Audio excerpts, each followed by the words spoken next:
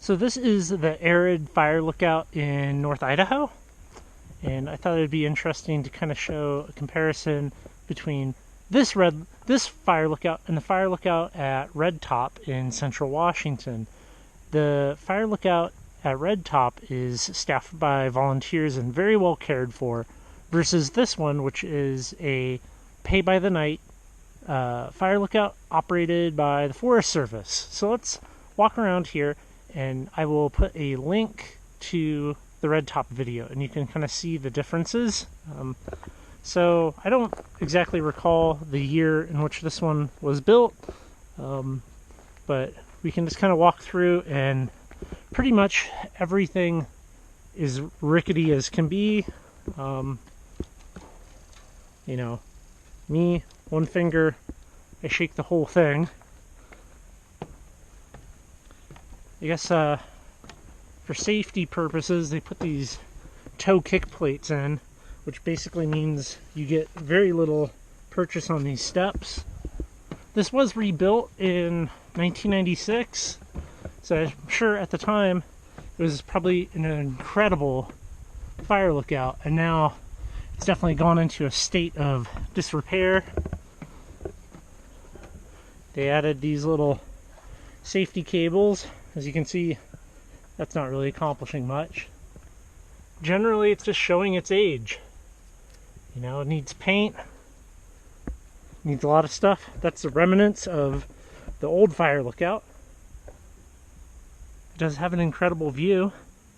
I believe this is one of the few fire lookouts where it was built to watch over the old Milwaukee Railroad. So as they went through the tunnels and stuff, as they went through the tunnels and stuff, they would throw sparks and start forest fires. Let's go into the lookout here. So this is the lookout. You got a couple of beds, a couple of tables, little wood stove, a Osborne map, which isn't really even a thing. I mean, this is just kind of a play toy joke. You're not truly identifying any fires with that. There's a little box that has some food in it. There's the first aid kit. A couple of things that I did like about staying up here versus Red Top. This is a wood stove. It did get kind of cold last night. This is September. That was nice. The windows up here, one on each wall has a screen, which is nice.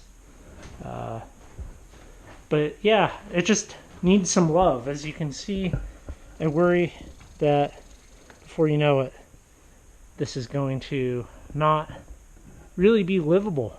I mean, nobody's living here, but you won't be able to truly stay up here. The hatches wanted to keep falling down, and as you can see, they're very, well, not cared for. It's not ran by volunteers up here.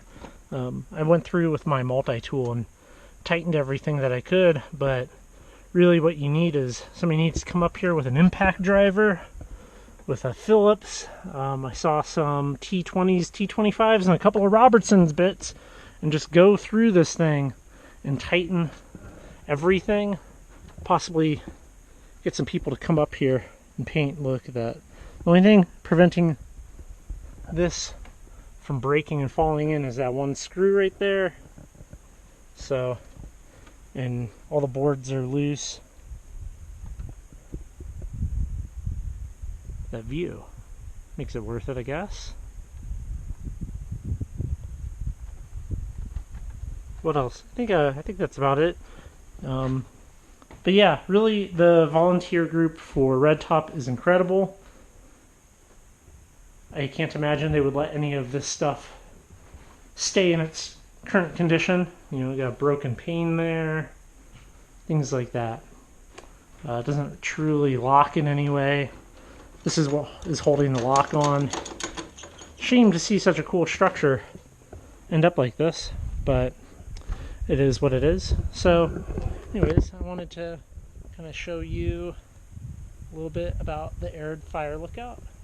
Go watch the Red Top video. Thanks for watching. Hit that subscribe button and that bell for the notifications.